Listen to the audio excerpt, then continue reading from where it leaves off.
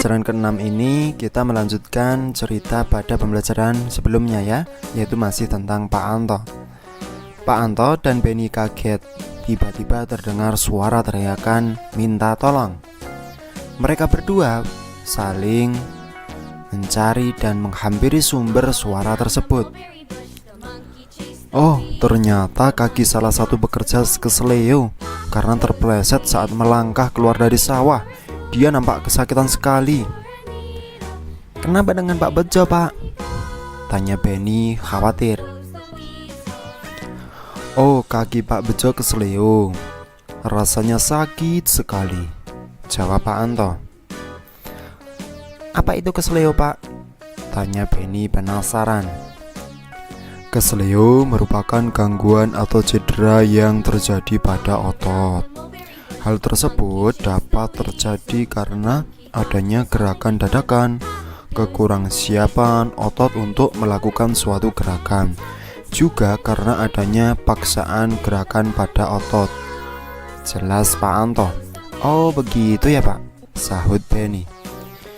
"Benny, keseleo bisa terjadi kapan saja dan di mana saja, serta dalam kegiatan apa saja, misalnya saat berolahraga. Salah satu jenis olahraga yang rentan terjadi keseleo atau cedera otot adalah sepak bola. Karena dalam sepak bola kerja otot sangat diforsir. Tubuh harus bergerak dan berlari dalam waktu yang lama," jelas Pak Anto. Oleh karena itu, untuk memperkecil kemungkinan terjadi cedera, sebelum melakukan permainan sepak bola dan olahraga lainnya, harus menguasai teknik-tekniknya terlebih dahulu. Selain itu, kita harus melakukan pemanasan agar tulang dan otot-otot kita dalam keadaan siap, tambah Pak Anto. "Oh, menguasai teknik berarti sangat penting ya Pak, agar kita dapat melakukan permainan dengan baik, juga untuk memperkecil risiko terjadinya cedera," kata Benny. Setelah dirawat dan diobati, kaki Pak Bejo yang keseleo berangsur-angsur membaik. Dari yang sebelumnya tidak bisa digerakkan dan sakit, kini sudah bisa digerakkan tanpa terasa sakit. Kaki Pak Bejo sudah bisa ditekuk, diluruskan dan diputar-putar. Pak Anto dan Benny pun senang melihatnya. Sekarang kaki Pak Bejo pun bisa digerak-gerakan kembali. Pak Bejo pun dapat melakukan berbagai aktivitas yang memanfaatkan kerja otot. Macam-macam gerak otot. Di sini di layar bisa kalian lihat ada 7 macam gerak otot. Yang pertama, gerak meluruskan. Contohnya meluruskan lutut, siku dan ruas jari. Kemudian yang kedua, gerak menekan ke bawah atau menurunkan. Yang ketiga, gerak memutar lengan sehingga telapak menelungkup. Yang keempat, gerak menjauhkan. Contohnya gerak tungkai menjauhkan dari sumbu tubuh. Kemudian yang kelima, gerak yang memutar lengan sehingga tangan menengadah.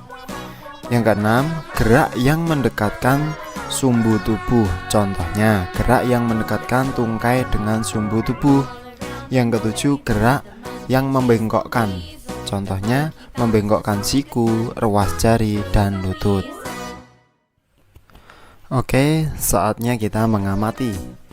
Nah, kamu telah mengetahui berbagai macam gerak otot ya, termasuk macam gerak otot yang manakah gerakan-gerakan pada gambar di bawah ini. Kamu lihat di gambar di layar tersebut.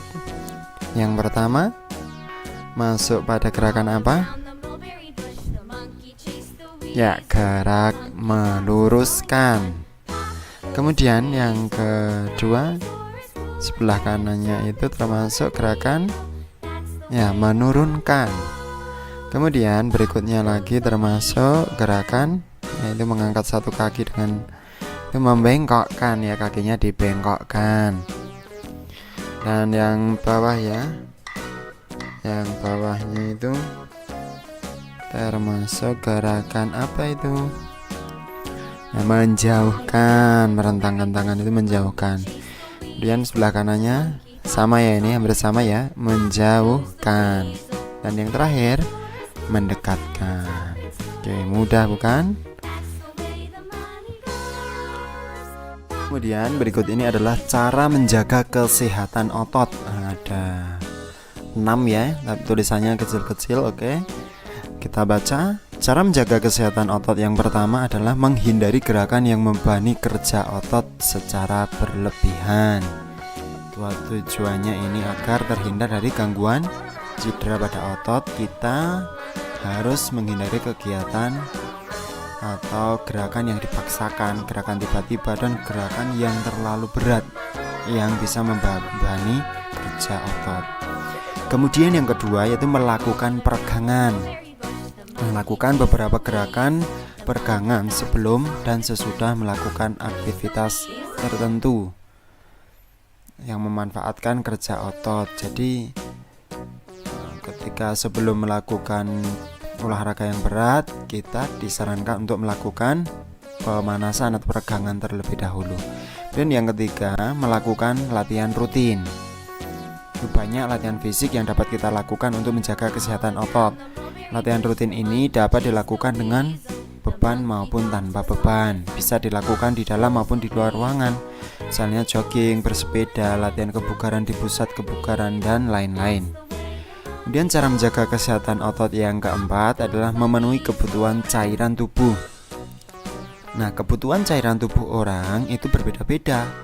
Sedikitnya mengkonsumsi minimal 6 gelas air dalam sehari dapat menjaga kesehatan tubuh. Cairan dapat membentuk otot melemas setelah berkontraksi serta dapat melembabkan sel-sel otot sehingga tidak mudah mengalami ketegangan. Yang kelima, mengkonsumsi makanan yang bergizi dan bermanfaat bagi otot. Banyak jenis makanan yang mengandung gizi yang baik bagi otot, khususnya untuk pembentukan otot. Makanan-makanan tersebut antara lain putih telur, susu, ikan, tuna, sayur brokoli, dada ayam, daging sapi, minyak ikan, keju, kacang almond dan kacang Arab, dan bayam.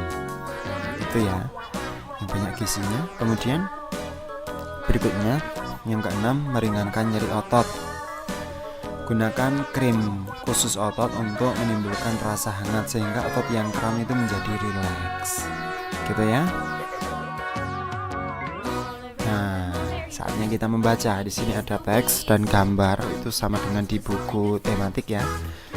Ini adalah gambar seorang tokoh atlet binaragawan yaitu bernama Ade Rai, binaragawan perkasa Indonesia.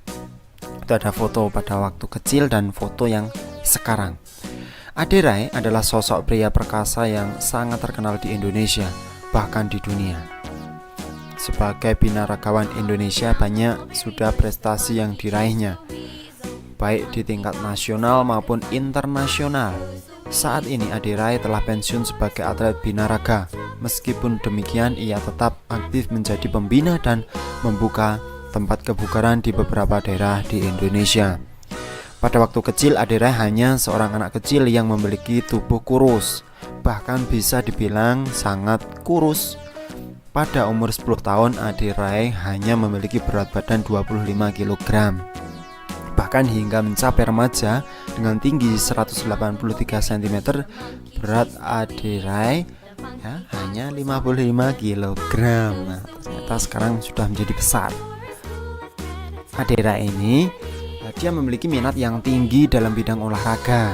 Pada awalnya dia menggeluti bidang olahraga bulu tangkis.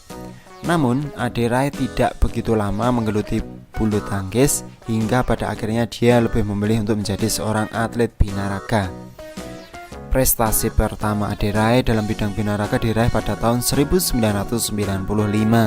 Prestasi tersebut memicunya untuk terus aktif mengikuti berbagai kejuaraan, mulai dari lingkup kecil hingga besar, mulai dari lokal, nasional hingga internasional.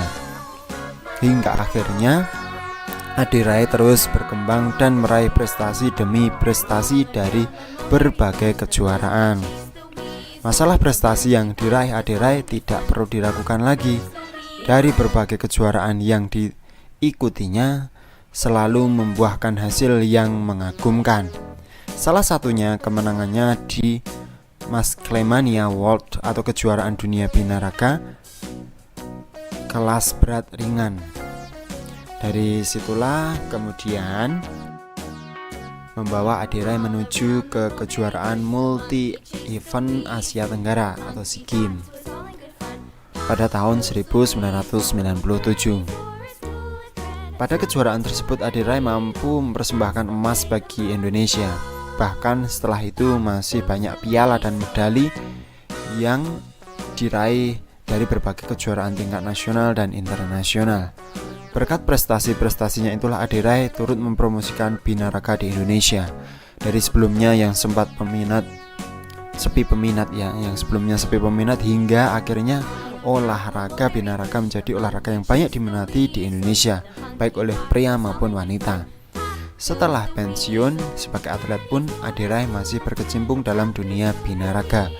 Dia membuka beberapa pusat latihan dan kebugaran di beberapa daerah.